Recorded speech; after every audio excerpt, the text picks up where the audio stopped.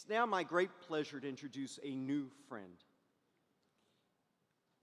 Folks, there is nothing more important to the cause of Israel than that it remain a bipartisan cause. We cannot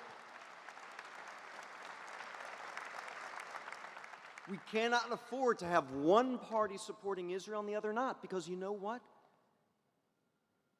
Control of the White House goes from one party to the other. Control of Congress goes from one party to the other. It's been that way throughout our history. It's not going to change. We need Israel to be a bipartisan issue. And I am grateful that there are still Democrats who proudly and resolutely stand with the state of Israel. You're about to meet one of them.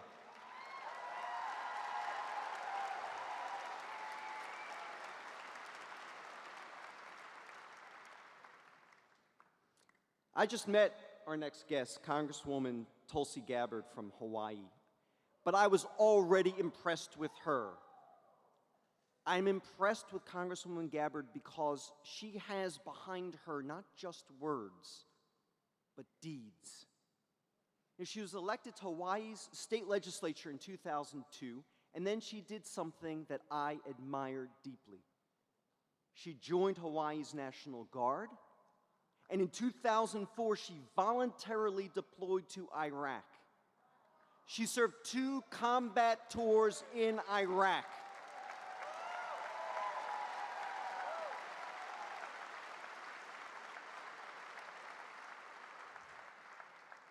And since she got back home, she's continued to serve.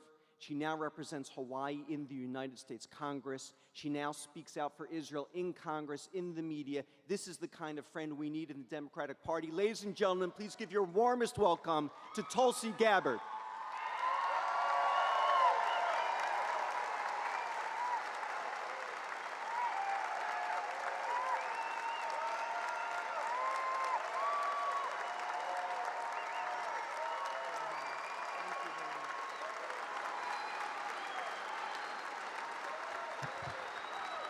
Thank you.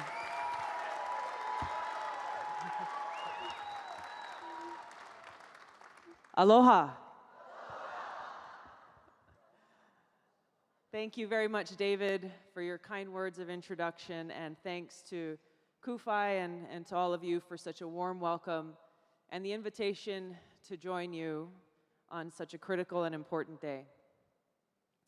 Congratulations as well on the 10th anniversary of this Washington Summit and record attendance this year. The timing could not be more appropriate.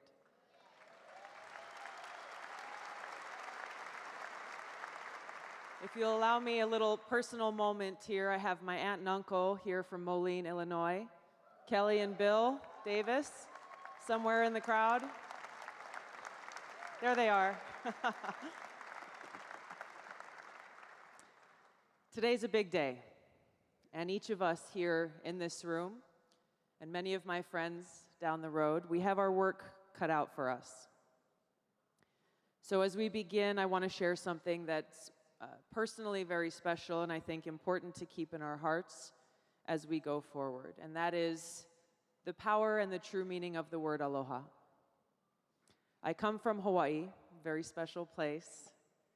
And oftentimes when you visit there, or people who come from there, you hear the word aloha thrown around, often used to say hello or goodbye. But it's a word with a much deeper meaning that expresses a sentiment that is very appropriate as we stand here together today seeking to unite people around a cause and a purpose that is higher and greater than ourselves. It's a word and a philosophy to live by today and every day. The first part, alo, means to share, literally, and ha, in the deepest sense of the word, means the breath of life. So aloha means I come to you with sincere respect and with an open heart.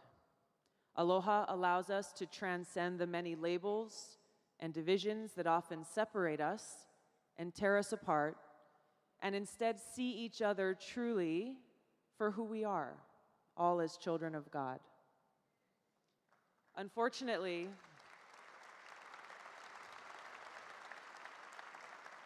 Every day when we turn on the news or we have conversations in the supermarket, we become aware of the deep divisions that exist within our country. That unfortunately, rather than seeing first what we share in common, unfortunately, too often people focus first on the things that divide us. And nowhere is that more magnified than here in Washington. Whether there are battles around a specific issue or there are purely blind partisan fights, the end result is that our country suffers, families struggle, and we don't maximize the potential that exists for our country.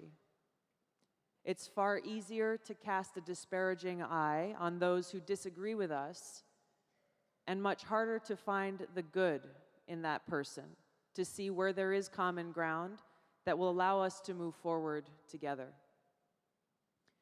In my life and in my work, I've been grateful to constantly have the opportunity to go back and reflect on some of my experiences, whether it was digging foxholes during military training in the woods of Alabama, or during my deployment to Iraq, where I served in a medical unit. In all these situations, I had the privilege of serving with people from all over the country, people of every race, every nationality, every religion, with a variety of different backgrounds and upbringings. In all of these situations, we worked as one team. We were united around the flag that we wear on our shoulder, united around our common goals and our shared mission, serving our country and taking care of each other. The same principles apply here. When I look around the room here today, I see many different diverse faces, people from all over the country, each of us bringing something very unique to the table. We have the opportunity to do great things, to make great changes, only if we stay focused on our common goal, on our common mission, and that is taking action that's in the best interest of the American people and our country.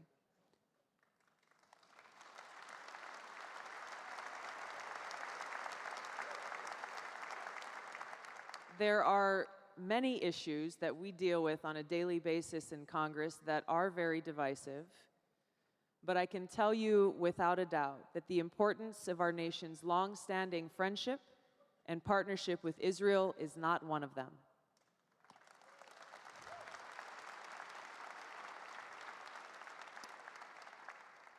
It's absolutely true to say that there are few issues that bring us together more, few issues that cause people to set aside their differences more than the issue of the United States' long-standing friendship with Israel.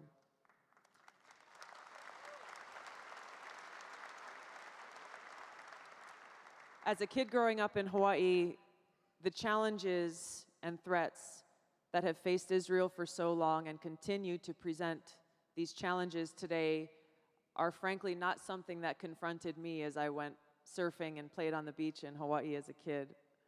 But later in life, this changed through both of my Middle East deployments and learning from the examples set by one of Hawaii's senators, the late U.S. Senator Daniel Inouye. Sounds like you know a little about him. He's a World War II veteran, Medal of Honor recipient, and lifelong champion for Israel. He was instrumental in ensuring that American military aid to Israel was transformed from loans to grants, assured that Israel could purchase the most advanced American weapon systems and develop such systems of its own, and led the U.S. support for multi-layered missile defense in Israel, something that, as all of you know, saves people's lives every single day.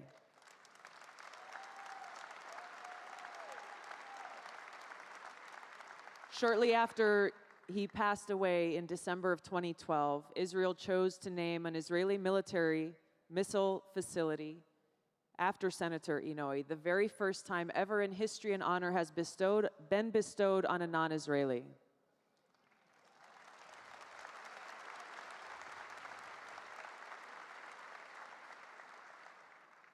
Anyone who goes to Israel and the Middle East will tell you that it's a complicated region. I began to see and experience this first as a soldier, as a concerned American, and now as a member of Congress. I have the privilege of serving on both the House Armed Services Committee and the House Foreign Affairs Committee, where through these jurisdictions I've spent much of my time in Congress very focused on ensuring our nation's security in the face of a rising threat from Islamic extremists and an Iran that continues to threaten Israel and the United States. Keeping the best interest of the American people at the forefront of what I do has been critical to maintaining clarity on these many issues that unfortunately can be drowned in partisanship and gridlock.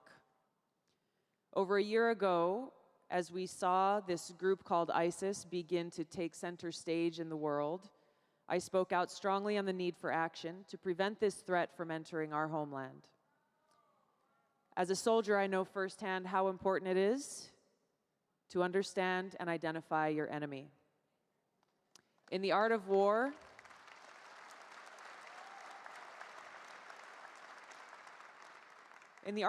Sun Tzu says, if you know the enemy and know yourself, you need not fear the result of 100 battles. If you know yourself, but not the enemy, for every victory gained, you will also suffer a defeat. If you know neither the enemy nor yourself, you will succumb in every battle. So whether they're called ISIS or Al-Qaeda, Boko Haram, or Al-Nusra, all of these groups are of the same brand of Islamic extremists who attacked us on 9/11 and who continue to wage war against us today. Understanding who they are and the radical ideology that motivates them and their barbaric actions is absolutely necessary for us to build a winning and effective strategy to defeat them. It's not a war that can be won on a single front. In order to truly defeat these extremist terrorists, there must be a three-pronged strategy. First, to take decisive, strategic military action, working with regional partners on the ground. Second, take a country-by-country or region-by-region approach to supporting political solutions that will take away the oxygen that has allowed groups like ISIS to exist and thrive. And third, take actions to counter the radical Islamic ideology that's fueling their terror, which is being inculcated in a new generation of terrorists through madrasas and being used to recruit foreign fighters from around the world. Without a strong and proactive strategy in each of these areas, we can expect this continued rise of extremism around the world with further 9/11 style threats and the possibility of lone wolf attacks on the homeland increasing as we're seeing occurring in other parts of the world. I actually had the opportunity to visit the Middle East about a week ago and just returned, where I saw with fresh eyes the situation on the ground. Our first stop was in Kuwait City, where the day before we arrived there, ISIS claimed responsibility for a suicide bomber who walked into a mosque during Friday afternoon prayers and detonated himself, killing 27 people and injuring hundreds more. Immediately after landing in Kuwait, we went and offered our condolences to the family members of those who were killed in this attack, people who not a day before they were spending time with. Amid their grief, they expressed their deep and sincere gratitude and appreciation for our being there and taking a stand to fight against this common enemy. In Iraq, we spent time both in Baghdad and in Erbil, where what I have long known and have been advocating for was affirmed in person, that we need to strengthen our military partnership with the Kurdish people by providing them with the heavy weapons they need as they continue to show their great success in their fight against ISIS, their troops courageously fighting on the ground every single day on the front lines, supported by our air cover.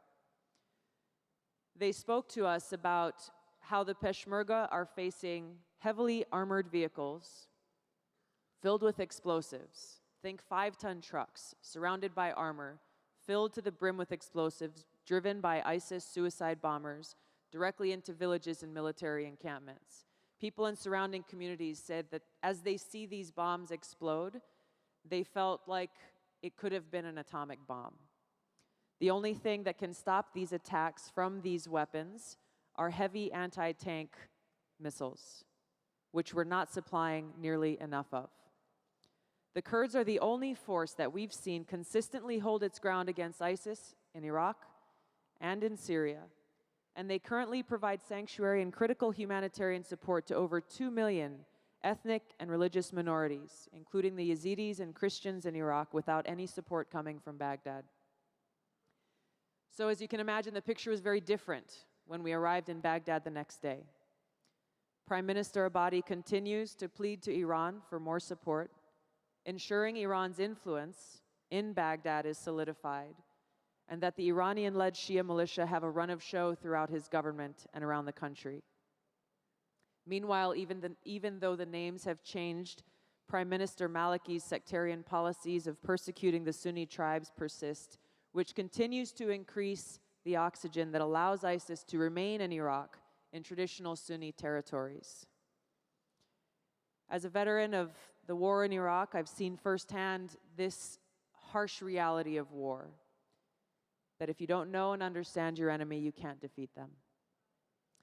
To protect the American people, we must recognize that 9/11, as well as the recent violent attacks that we've seen in Paris and elsewhere in the world, are rooted in this Islamic extremist ideology. That this is as much an ideological war as it is a military war, and that we've got to understand that ideology in order to defeat it. This isn't just about one group called ISIS or another group called Al-Qaeda. It's about an overall threat posed by their radical ideology. Separately, yet right alongside this threat, is another consuming concern in the region and around the world, and that is the ambitions of Iran, especially as they seek to remain a nuclear power even as these negotiations conclude and an agreement has been announced. Before Congress takes a vote on whether or not to lift sanctions on Iran, these details must be examined carefully because, as you know, the devil is in the details. I have long advocated for anytime, anywhere inspections in order to ensure that any potential agreement can actually be enforced. It's easy to say that there's no trust between our two countries, but without that mechanism for verification, then any potential agreement really becomes a joke.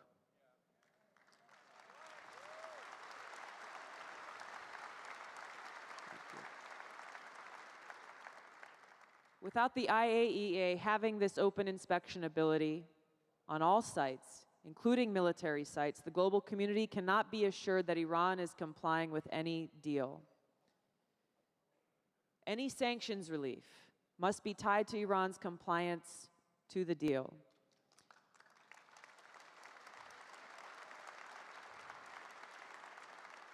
There are many lessons that are important for us to learn from failed North Korea negotiations in the past, where now we face a North Korea that not only is nuclear armed, but has intercontinental ballistic missiles that continue to grow in their capability. And this is one of them. First, removing sanctions in good faith takes away any incentive for Iran to comply with the deal, and to me, it actually serves as an invitation to break it. The impacts of this deal are real. And it's critical that we learn from lessons of the past. And this is why it's so important that Iran come clean on their past nuclear activities, which they've been dodging for far too long.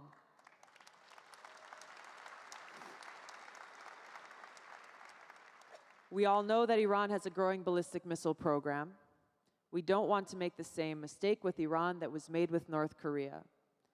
The failure to stop the North Korean regime from developing nuclear weapons has resulted in an unacceptable threat to the United States.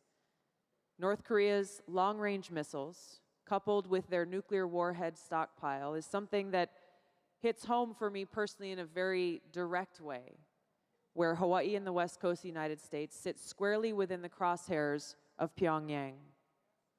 We cannot let this happen with Iran, which has a much more sophisticated missile system than North Korea, and they're prepared to use it.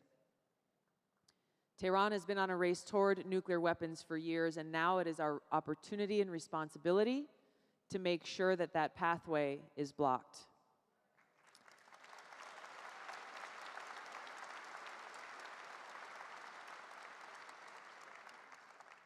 Later this morning, actually, I'm going directly from here to a House Foreign Affairs Committee where we will go over this deal from Iran. And as we begin this process of careful examination, it's important that we do examine it carefully, that we do go over these details, not only members of Congress, but the American people. I feel privileged and grateful to have had the opportunity to serve our nation in uniform and to continue that service now here in Congress. And it's in the memory of many of my friends who never made the long trip home that I strive to uphold the warrior ethos that they lived and died by. I intend to carry on in their memory as we all work together in our shared commitment of a strong U.S.-Israel partnership, placing the mission first as we work towards a more secure, stable nation and future. Thank you very much. Aloha.